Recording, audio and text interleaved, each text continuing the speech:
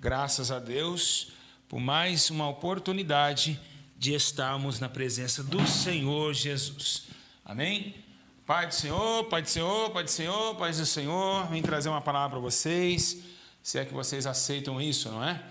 Igreja, eu digo a vocês que a insistência de um homem escolhido, ela realmente é latente no peito, né? Estou aqui em defesa dessa verdade, em defesa da graça de Deus, em defesa daquilo que me faz feliz, né? Importante é saber que reconhecer os erros. E eu estava ali à tarde hoje lembrando, falando com o Senhor, né? Falei, meu Deus, quantos erros que eu tive na vida, quantas prostituições, quantas drogas, quantos desleixos, né? O Satanás usou meu corpo, né, para destruir, né, no começo do meu casamento, no começo da minha vida, e eu falando ali com Deus, eu falei, Senhor, me perdoa dos meus pecados, né? Me tire, Senhor, cada dia mais a corrente, Senhor Jesus, que nos prende para obter a salvação. E foi que, né, chorando bastante, hoje à tarde eu chorei muito, arrependido dos meus pecados, né, ali falando com Deus, tudo que eu passei, né, tudo que o inimigo, né, Satanás, ludibriou a minha mente, me amarrou com grandes correntes e me fez ali o seu servo. E eu vendo, né, tudo isso, eu pedindo a Deus um conselho, e eu passei aqui e Deus me deu uma palavra e eu falei, eu tenho que trazer isso para os irmãos, né? Não era algo que nós combinamos de estar aqui hoje para vocês, para trazer essa palavra, mesmo ainda eu com muito pouca força. Tenho passado lutas terríveis, realmente lutas demais, mas sempre lutando, sempre querendo algo mais. Queria que você compartilhasse esse vídeo, os irmãos do Telegram não receberam, mas, logicamente, que eu vou ter que trazer para vocês aquilo que Deus me trouxe, tá bom? Bom, irmãos, primeiramente, antes de mais nada, eu só queria dizer algo para vocês. Nós estamos, sim, vivenciando, sempre falo aqui no começo, né, dias difíceis, de trevas, enfim, dias de muita preocupação. E a questão maior de nossa vida não é olhar aquilo que nós cometemos, pelaquilo que a gente já fez, pelaquilo que a gente já pecou. Porque se nós olharmos para o que passou, nós nunca vamos conseguir entender o presente de Deus, aquilo que está nos reservado. Quando nós ganhamos caráter, que é uma coisa que não é fácil receber, porque o caráter é algo que você ganha com experiência daquilo que você já passou, você ganha maturidade. Então, caráter é algo de você construir uma linha, um raciocínio e não mudar aquele raciocínio. Logicamente que os prazeres da carne, eles vêm, eles batem na porta. Se você ficar fraco, você vai cair em tentação. Pode ser cair em adultério, você pode cair em homicídio, em contenda, obras da carne, né? E por que nós estamos falando sobre isso? Que hoje muitas pessoas falam, meu Deus do céu, eu caí, eu matei alguém, eu não tenho mais perdão. Você tem perdão, né? Toda ação carnal é perdoada pelo poder do Espírito. Deus lava, se você se arrependeu, Deus vai lá e levanta de novo, Deus te dá outra oportunidade de você continuar, né? Porque naquele homicídio que você cometeu, ou aquele adultério que você cometeu, era para você estar morto ali, né? Se fosse antigamente, o Espírito Santo ia lá e fulminava, mas não, mas é pela misericórdia, Deus chora pelo seu ato, Deus chora pela sua promiscuidade, e isso faz-nos querer alcançar a salvação que é disputada porque é o exílio de tudo, né? Nós somos exilados de tudo, de toda a prática do bem. Por isso que o apóstolo Paulo ele diz assim, olha, aquilo que eu quero fazer eu não consigo fazer, mas aquilo que eu não quero, isso eu faço. Então o espinho que dominava o apóstolo Paulo era o espinho que dava a ele a condenação na sua alma. Mas o próprio Deus viu, Paulo, minha graça te basta, o meu poder se aperfeiçoa na sua fraqueza. Meus irmãos, eu quero relatar algo aqui com experiência própria. O que faz mais as pessoas e os casamentos entrarem em adultério? Primeiro, drogas. Quando o homem usa droga, ele perde o domínio de si. Então ele não tem mais a maturidade, ele não tem mais o temor da traição. Quando o homem bebe droga, eu digo drogas e bebidas, ele perde, ou seja, a mulher também, ela perde a noção do perigo. Então ela já está dominada. Quando se domina, algo se domina no vício, nas drogas, leva a qualquer lugar que eles quiserem, tanto a morte, tanto o adultério. Então o adultério, para quem usa droga e para quem bebe, é muito mais 100% de eficácia, né, que vai dar o checkmate, do que quem é sã. Quando a pessoa trai com sã consciência, é porque realmente ela está desleixada espiritualmente. Mas quando o homem está drogado, quando o homem está fora de si, ele já está amarrado, ele não tem coordenação daquilo que ele está fazendo. Então, a maioria de todas as traições no casamento, de todas as traições, é culpa das drogas, amizade e bebida. Então, eu estava falando com Deus, né, de quando eu passei pelas drogas, pelo crack, como o diabo leva você em onde você quer. Ele te leva para a biqueira daqui, depois da biqueira daqui você vai para a biqueira de lá, a hora que vai ver você já está saindo com pessoas que você nunca viu na sua vida, e aí você fica preso naquele demônio.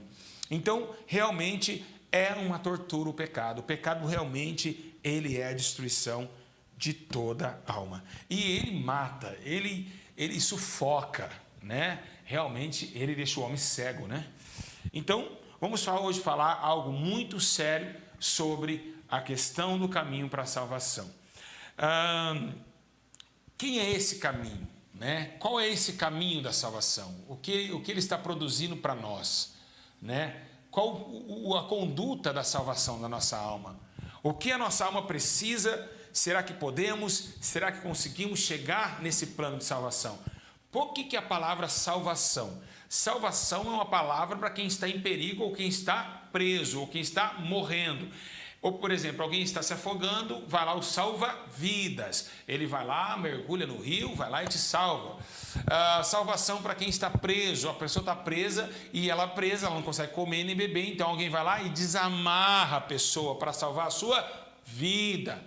Então toda salvação vem através de salvar a vida, salvar a existência, salvar a criação, salvar aquilo que está vivo. Por quê? Porque é vida, então vamos salvar ela. E aí esse tema que nós vamos abordar hoje. Por que aconteceu o plano da salvação? Como aconteceu e por que aconteceu o plano da salvação? Por quê? Será que nós estamos realmente presos? Será que nós estamos totalmente afogando no rio da vida, dessa amargura de vida? O que estava acontecendo conosco? O que aconteceu conosco? Qual foi o sentido? O que aconteceu? E é por isso que nós vamos estar trazendo essa palavra. Da onde veio e por que veio a salvação a todos os homens? Então nós vamos estar trazendo essa palavra para vocês, né? Levando em consideração a isso, queremos que vocês prestem muita atenção e que vocês continuem compartilhando e dando like nos vídeos. Amém? E nós vamos estar orando a Deus para que o Senhor fale conosco nessa inspiração poderosa, né? Nessa inspiração poderosa que vem da palavra de Deus. Abre comigo a Bíblia Sagrada, você que está em casa. Glória a Deus, né? Graças a Deus. Glória ao Senhor Jesus. Vamos lá? Pegou a Bíblia aí?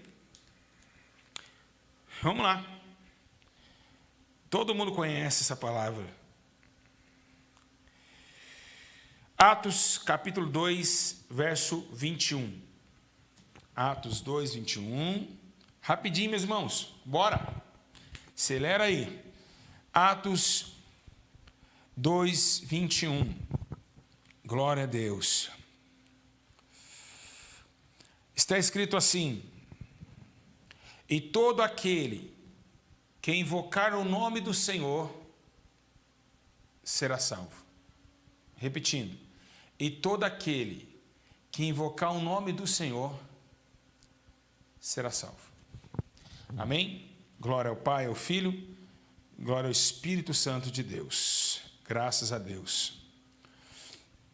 Vamos falar com Deus, vamos pedir direção ao Espírito Santo, para que o Espírito de Deus fale conosco também. Meu Pai eterno, eu te peço a tua graça, a tua misericórdia, por estar aqui trazendo a sua palavra a todos os seres viventes que estão me ouvindo e estão me vendo também. Senhor, eu te peço que o Senhor tenha misericórdia da minha alma, que o Senhor fale comigo, que o Senhor me dê graça para suportar as lutas, as dificuldades, e eu sei, Senhor Jesus, que o Senhor é bom e a tua misericórdia dura para todos sempre. Obrigado por esse momento, obrigado por ter me perdoado, me dado força para continuar. Me perdoa quem eu ofendi, que um dia na terra, um dia alguém que nós, ó Deus, pelejamos contra, e assim, Senhor, o Senhor nos deu força e colocou a sua graça. Assim eu te agradeço em nome do Pai, em nome do Filho e em nome do Espírito Santo de Deus. Glória ao Pai, ao Filho, ao Espírito Santo. Igreja, preste bem atenção no que o Senhor quer falar nesse momento. Igreja, estamos diante de uma palavra muito interessante, uma palavra onde está escrito no livro de Atos, capítulo 2, 21, dizendo que todo aquele ou aquela que invocar o nome do Senhor será salvo. Queria deixar bem claro aos irmãos que a terra realmente ela não tinha esse processo.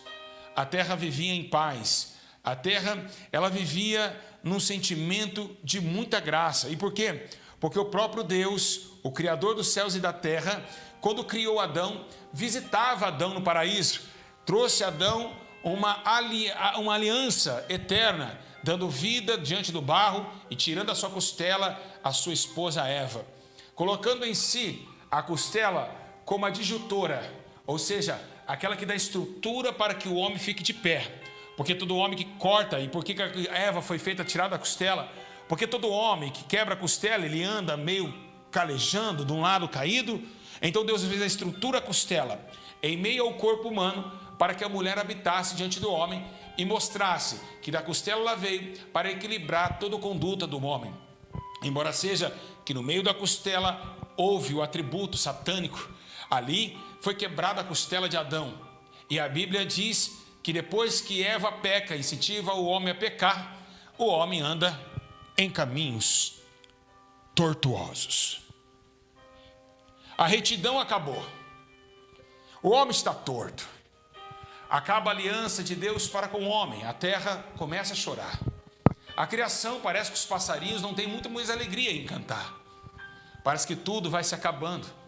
A Bíblia menciona que quando eles pecam, Deus lá do céu vem descendo e, sabendo do seu pecado, ele pergunta a Adão: aonde está? Vergonhado do seu pecado, por Eva intitulado a ele pecar, e Adão agora no mundo espiritual ele está torto, porque a sua mulher, que era para ser disjuntora, quebrou sua própria costela. Assim, Deus começa um juízo na terra, e o primeiro julgamento aconteceu no Éden, onde Deus julgou o homem, dizendo que ele ia morrer certamente e não viver. O outro julgamento também que aconteceu na terra, a Bíblia diz que Deus chama Eva e diz que da serpente e a Eva daria uma inimizade. A mulher já não poderia mais ter amizade com a serpente e vice-versa. A Bíblia diz que também quando Deus chama Eva, chama Satanás, o Lúcifer, para conduzir a ele a também um juízo de tributo. A Bíblia diz que a serpente também é julgada e Deus manda ela correr como pó e assim rastejando sobre a terra, e agora chama esse adversário. O adversário esse, e dizendo a ele com muita clareza, dizendo que ele iria pagar o preço um dia de ter corrompido a terra pelas suas mentiras, assim como ele tinha feito no céu. Então Deus chama Eva para um lado e diz: Eva, vem aqui. Chamou Satanás e disse: olha, do ventre dessa mulher que você acabou de derrubar, nascerá um que vai esmagar sua cabeça. E assim a terra anda em desespero, porque agora o homem é expulso do paraíso. A Bíblia relata que no meio da árvore da vida vem um anjo com uma espada. E assim, quando abre o Éden para a sua escapatória diante das colinas, a Bíblia relata que Adão e Eva é expulso do paraíso. Nasce Caim e Abel, os dois filhos, que outrora, quem sabe imaginando, dizendo: quem é esse Deus que criou os montes e outeiros? Assim, queriam saber qual que foi o motivo da sua criação. E quem sabe nós, Adão e Eva, não dá uma escola dominical para eles, dizendo que eles moravam além do Jordão, perto do rio Eufrates, Tigre, e ali, chamado Éden, foi expulso do seu paraíso. Então, Caim e Abel têm uma novidade de vida. Eles começam a olhar para eles mesmos e entender, será que não podemos chamar mais a atenção desse Deus novamente? Será que não podemos nunca mais vê-lo por causa desse pecado do meu pai? Então, tem uma lição. Eles começam agora a oferecer algo a Deus. E tem uma coisa que Deus, Ele não deixa passar batida, é o sacrifício. Então, através de um sacrifício, a terra começa a invocar o céu e o céu começa a tremer. Porque houve um sacrifício. A Bíblia menciona que Abel, o pastor de ovelhas, e Caim, o lavrador do campo, trazem a Deus as primícias. Então, Abel chama a atenção do céu, através de um cordeiro.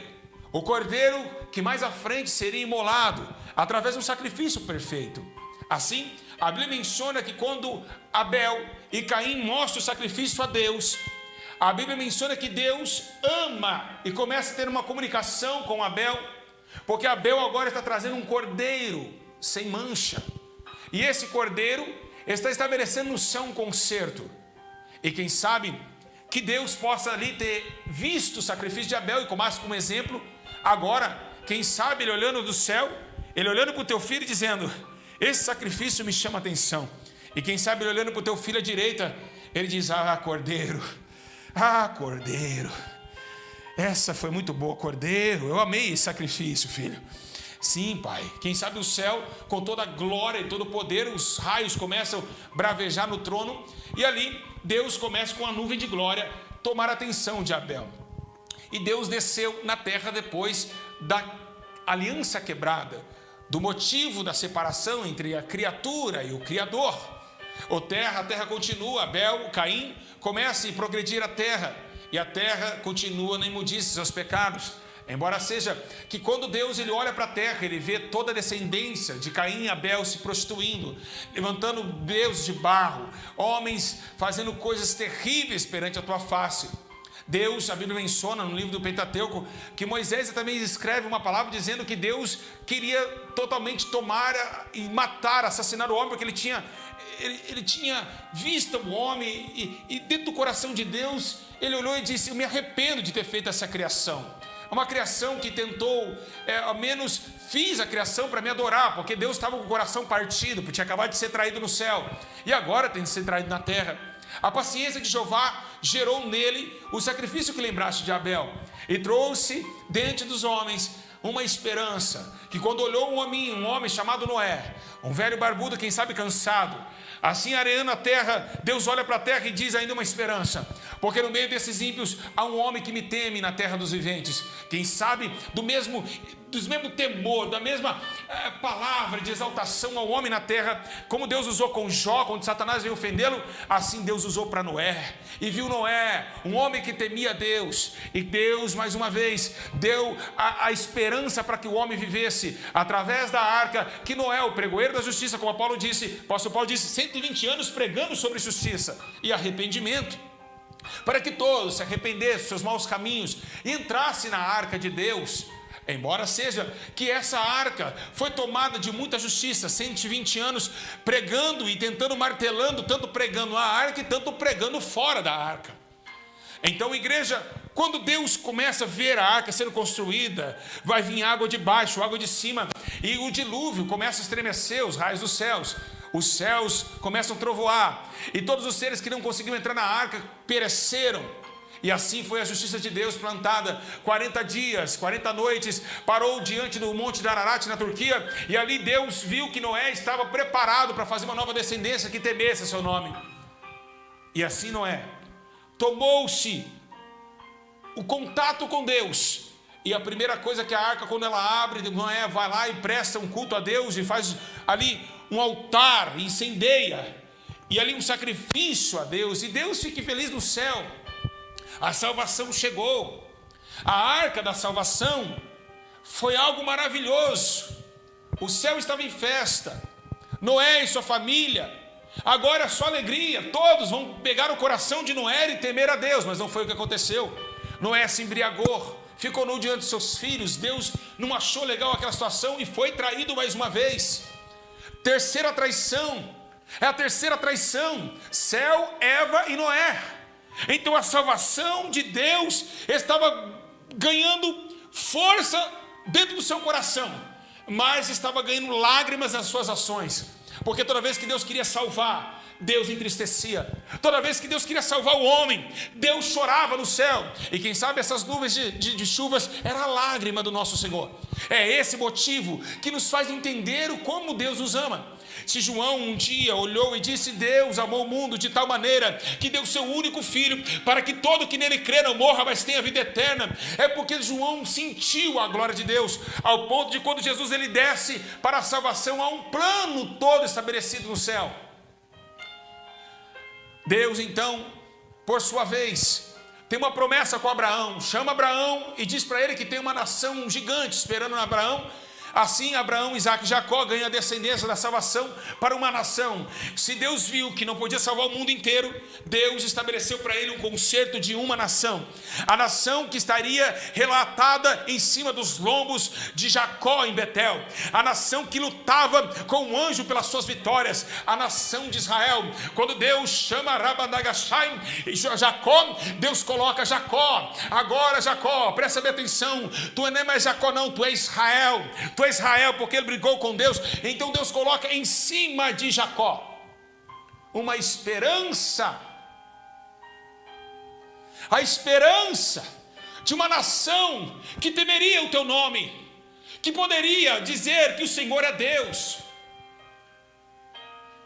Começa Israel a ser formada através de muita valentia, de muitas lutas que Josué, que Moisés enfrentara. Então acontece que o tema de Deus, a Israel cercada, Jerusalém, a noiva, agora começa também a se prostituir e adorar outros deuses.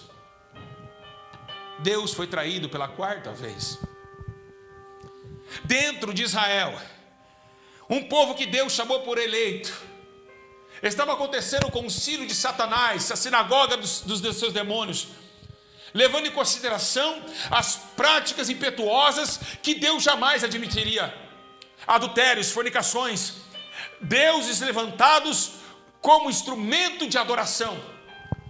E Israel brigando ao ponto de Deus usar uma parábola com Oséias e dizer: se você não sabe o que eu estou passando, Oséias, case com uma mulher adulta e tem filho com elas, e depois ela vai te trair, você vai ver como que é difícil a minha vida.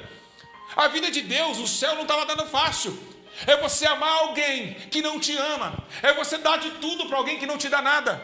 A adoração era dele. Então ela foi ofuscada diante da criação de Israel, aonde Deus colocou como o grande patriarca Abraão, e também pelo dominado coração de Davi, para reinar no meio de um povo que não queria, ao ponto de Deus olhar e dizer: eu fui procurado por um povo que não me encontrava.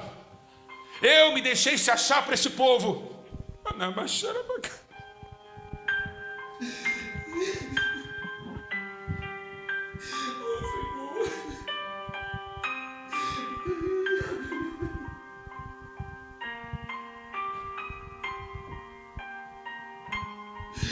Oh meu Deus, que glória!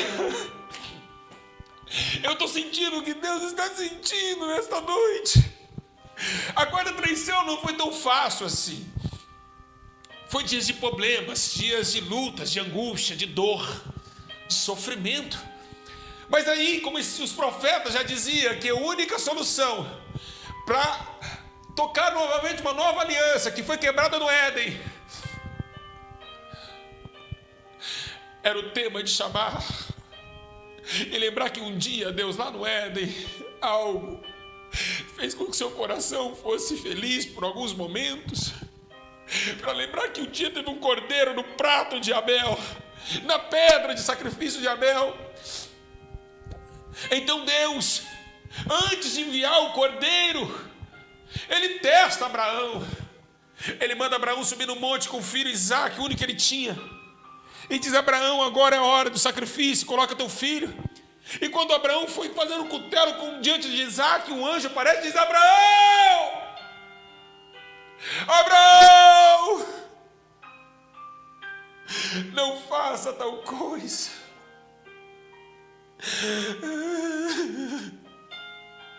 Então Deus lá no céu, ele olhou e disse: eu vou aprender, eu aprendi com mais um na terra. Primeiro o ovelha, o sacrifício de Abel. Agora, se um homem pecador pode dar seu único filho, eu também vou dar o meu.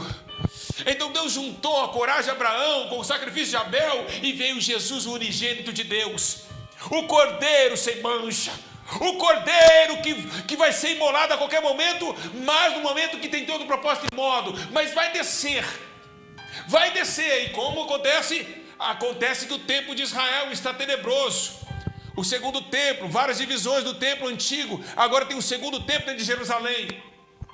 30 anos se passa, mas antes desse tempo aparece um menino, filho de Isabel e Zacarias, que começa a profetizar no deserto, que arrependei-vos, quem vos ensinou a fugir da ira de Deus? Endireitai os vossos caminhos, as vossas veredas, porque é chegado o reino dos céus. Então, no meio do Jordão, João Batista estava pregando o arrependimento, mas quando vem nascendo esse tempo, o que vem na lembrança não é a pregação de João Batista. Quando vemos a salvação, que vem a lembrança é com uma mulher chamada Maria, o anjo Gabriel aparecendo para ela e dizendo: mulher, tu é bem-aventurada entre as mulheres, vai nascer um filho no teu ventre. Como assim? Eu nunca deitei com homem. Vai nascer e seu nome será chamado Emanuel, Deus conosco, o príncipe da paz, e esse vai salvar o mundo.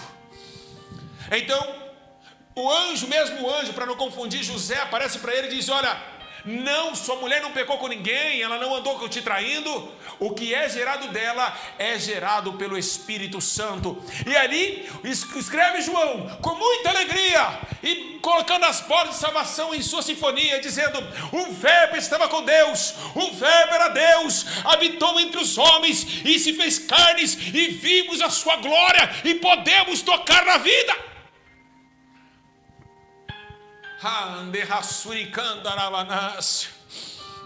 Dá para sentir a glória de Deus aí na sua casa? Sinta a glória, sinta.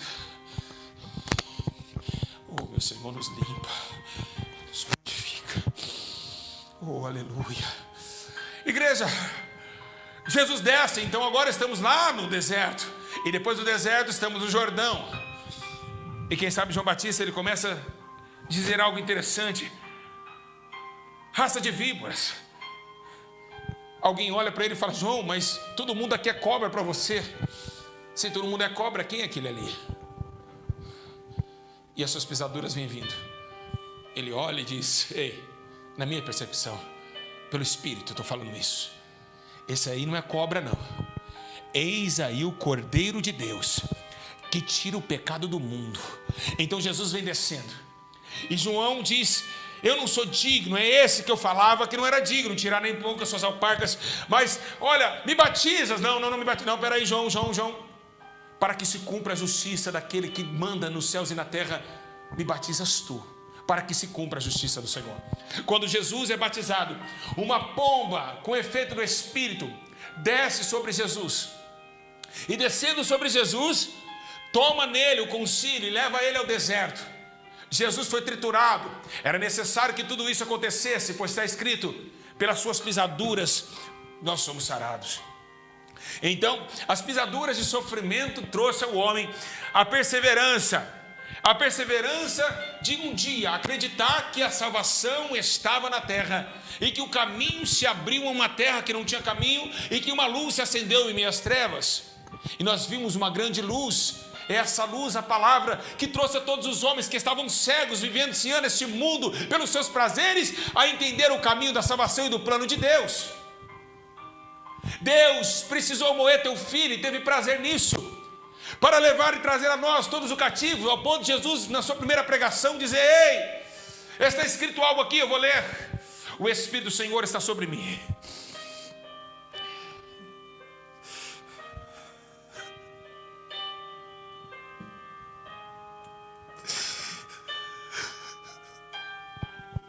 e me ungiu para pregar as boas novas, dar vista aos cegos, e libertar os presos da prisão, e anunciar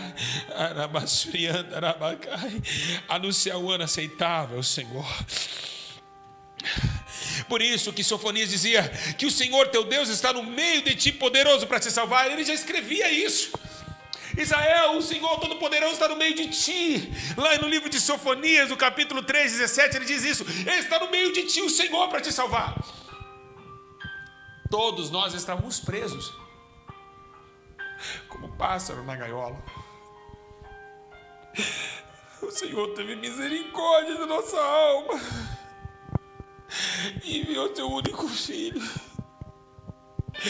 que nos limpa, que nos dá coragem de acreditar que existe uma salvação para nossa alma e um plano eterno, que não nos abandonou nas horas que mais precisamos dele. Jesus, levado à sinagoga de Satanás, lá dentro denunciou os seus pecados, tentaram jogar Jesus num penhasco, foi agredido, foi bofeteado, chicoteado, quarentenas de açoites. Anás e Caifás o bofetaram. Os reis, os príncipes e todos aqueles balançavam a cabeça dizendo: esse aí não vale nada, pode alguma coisa boa vir de Nazaré. É assim que falaram dele. Foi ocultado pelos grandes mestres da lei e foi rejeitado, porque ele tinha o plano da salvação do homem, ao ponto dos religiosos dizer: nós somos filhos de Abraão. Olha, mas dependendo dessa pedra, Deus pode suscitar filhos de Abraão. E isso fez com que Deus visse o teu filho e sofresse do céu, porque saberia que uma hora ou outra, numa tarde pequena, ou menos cinzenta, Jesus ia subir para o Monte das Oliveiras, porque estava próximo à sua crucificação, e chorando ali, gemendo. A Bíblia menciona que sai sangue, o sangue se anseia e sai antes da hora. A cruz está preparada, Barrabás está eleito, o grande livre da história, enquanto o teu mestre, o meu mestre, aquele que veio da salvação dos homens, estão sendo crucificados agora, e está ainda agora preparado para a vida dolorosa. É esse motivo que nos faz entender o que é o céu. É esse motivo que nos dá chance e força de passar pelos nossos erros, de não interessar o que nós fizemos. É dia após dia se renunciar, dia após dia se limpar na presença desse grande mestre, porque ele dia após dia lutou. E essa luta deu a ele força, como dá-nos força nessa noite, de acreditar que existe o céu, que esse paraíso ele é real, assim como esse microfone é real. O Senhor, o grande eu sou, está lá nos céus. Se o Senhor é o Senhor da minha vida, a quem me recearei? E foi assim que, pela confissão e a fé, que o apóstolo Paulo escreveu dizendo assim: com tua boca confessares que Jesus é o Senhor, e em teu coração creres que Deus o ressuscitou dentre os mortos, vocês serão salvos. Então, porque Jesus agora está indo para a cruz do Calvário, e agora vai subir no Monte Caveira. No meio do Monte Caveira, em meio de dois bandidos, Dimas, o bandido à sua direita, e à esquerda o acusador. E Jesus, com as mãos abertas, os braços abertos, sofrendo, não tinha comido nem bebido, porque estava em jejum a noite inteira dentro do monte, orando para que Deus fosse possível passar no monte aquela hora, aquele cálice. O traído, aquele que o mundo rejeitou.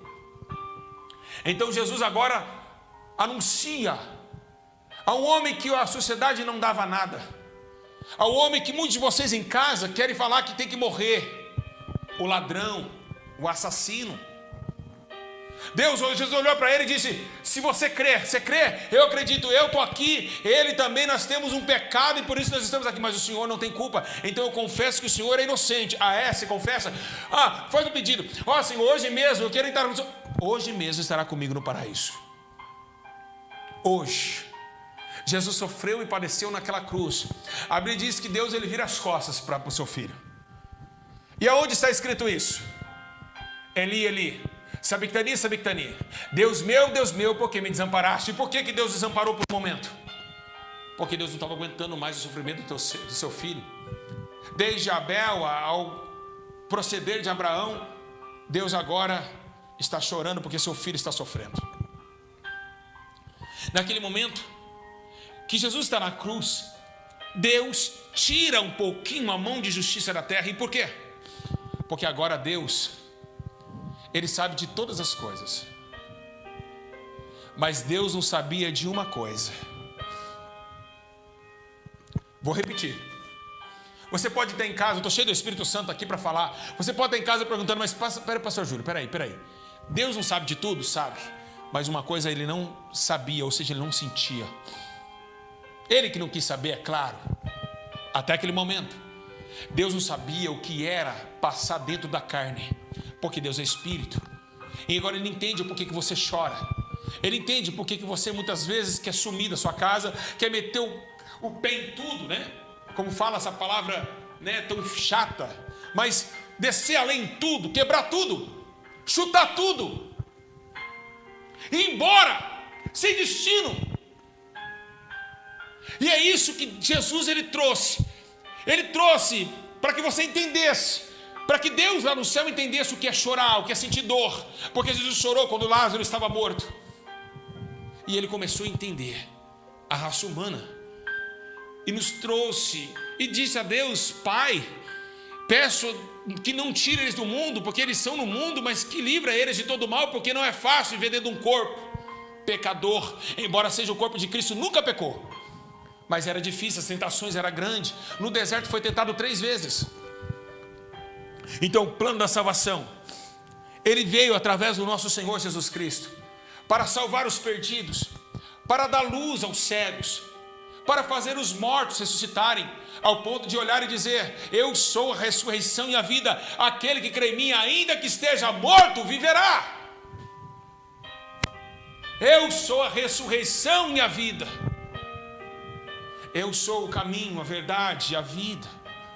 O mundo de morte veio a vida, no mundo de mentira veio a verdade, e no mundo que estava tudo escuro veio a luz e o caminho. Então Jesus veio para anunciar a todos os homens a salvação de todos eles, e não quer e não tem amor que nenhum deles se perca.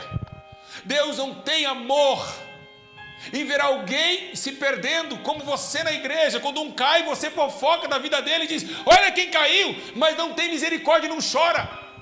Se alguém entrar em adultério, aqui no YouTube vira milhões de visualizações. Se um pastor errar, por que Flor de Lis está sendo acusada por vocês? Por que Flor de Lis está acusada por vocês? Vocês não têm amor por ninguém. Mas Deus, Ele não quer que ninguém se perca. Ele não é o amor dEle, não é a paixão dEle ver alguém dessa forma. Ele chora, Ele entristece. E é esse o motivo que o Espírito Santo está longe desse mundo, para atuar de forma que atuava no passado, porque os homens são terríveis, incautos da fé, não tem amor por ninguém, não tem misericórdia. Mas Deus teve misericórdia. Se você não perdoa teu esposo, se você não perdoa tua esposa, Deus também jamais te perdoará. Se você não perdoa o teu próximo, você nunca vai herdar o reino dos céus. Porque o plano da salvação foi por amor. O plano da salvação foi muita graça, foi uma misericórdia para nós não sermos consumidos, porque a sua glória cobriu toda a terra, ao ponto das águas cobrir o mar. E é esse motivo da salvação, o amor imerecido. O homem não merecia, não tinha perdão do seu próximo, mas Deus o perdoou. E se você não perdoar teu próximo, se você não desejar o bem para o teu próximo, jamais tu receberá perdão diante de Deus. O plano foi todo orquestrado. A salvação, que era somente para aqueles israelitas, agora se colocou na banquete dos justos. Agora todos nós gentios recebemos o plano da salvação de Deus. Jesus, o Salvador do mundo. Pois o apóstolo Paulo disse que nenhuma condenação mais há dos seus pecados para aqueles que estão em Cristo Jesus, mas que não anda segundo a carne, mas segundo o Espírito, porque a lei do Espírito de vida me livrou da lei do pecado e da morte. Então esse Jesus, que salvou o mundo através do teu sangue, que nos purifica de todo pecado, um dia ele disse que voltaria para resgatar o povo e levar para Sião perfeita, para a Nova Jerusalém, aonde mana leite e mel, que nossos olhos nunca mais chorariam. Essa salvação, esse plano ainda está aberto para todo homem. Assim como a grande arca estava aberta no passado, assim Jesus ainda está com a porta aberta para que todos que crêem no seu nome fossem salvos por ele. É o tempo da salvação no mundo. O nosso mundo vai passar, a nossa vida passa muito rápida, e é o tempo agora de aproveitarmos a misericórdia de Deus e nos limparmos essa água que sai do trono de Deus como água cristalina, que limpa a nossa alma de dentro para fora. Porque quem bebe dessa água voltará a ter sede, mas quem bebe da água que ele der jamais terá sede. Porque dentro dele fará mananciais de águas vivas que jorrarão para a vida eterna. Porque o pão que nós comemos, nossos pais pereceram, mas ele é o pão vivo que veio do céu, e quem come dele terá a vida eterna. Esse é o plano de Deus, o amor de Deus, que o mundo jamais vai entender. Como Deus tolera um adúltero, como Deus tolera um homicida. Nós não toleramos, porque estamos aqui para acusar as pessoas, para achar que um é melhor que o outro, sendo que o adúltero que caiu em adultério, você pode cair amanhã também, sendo que matou amanhã, você também pode matar. Deixa a carne entrar para você ver o que você vai ficar irreconhecível. Então a justiça de Deus veio para nos acalmar, para mostrar para o homem que ele pode se arrepender e que ele pode viver uma nova vida, que ele pode se regenerar, que ele pode mostrar para ele mesmo que ele pode, que ele consegue, através da grande misericórdia que Jesus enviou na terra através do seu sangue inocente. A salvação é um plano perfeito para todos os homens, para todos aqueles que querem Jesus, que querem mudar a sua vida e sair deste mundo de escravidão antes que chegue a arca se feche. Jesus, ele olha e diz: olha, será como os dias de Noé. Comiam, bebiam, davam em casamento, até que Noé entrou na arca. E a arca está se fechando, igreja. É o tempo da arca se fechar. Acordem enquanto é tempo. A salvação vem através do nosso Senhor, o Messias, que morreu, mas no terceiro dia ressuscitou, porque Deus o ressuscitou dentre os mortos, e está vivo à direita de Deus, e subiu e deixou teu Espírito Santo para nos convencer de todo o pecado, nos dando força, coragem, graça, nos dando alegria de saber que a gente consegue ser melhor.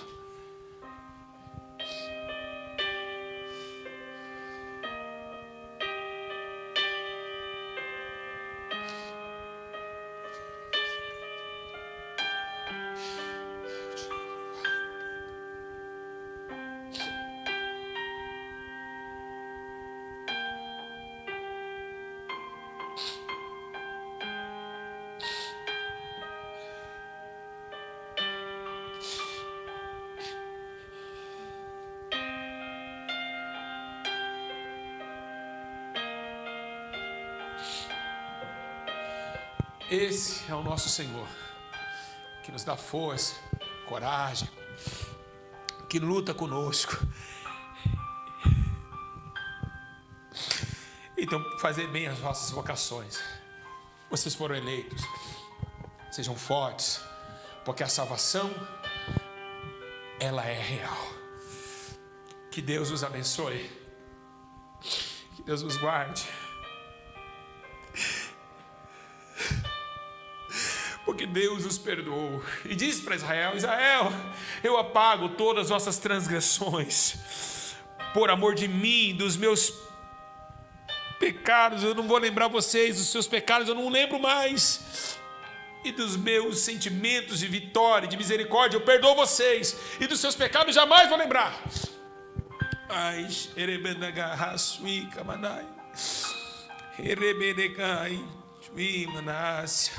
deixe o homem ímpio o seu caminho, o homem maligno os seus pensamentos. Converta ao Senhor, que se compadecerá e te fortalecerá para o nosso Deus, pois é grandioso em perdoar.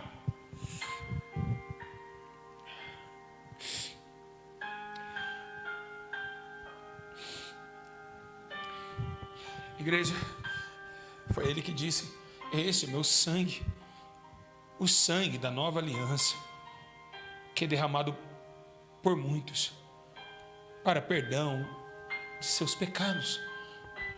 Foi Ele que disse isso. Você que está em casa, ainda dá tempo de entrar nessa arca.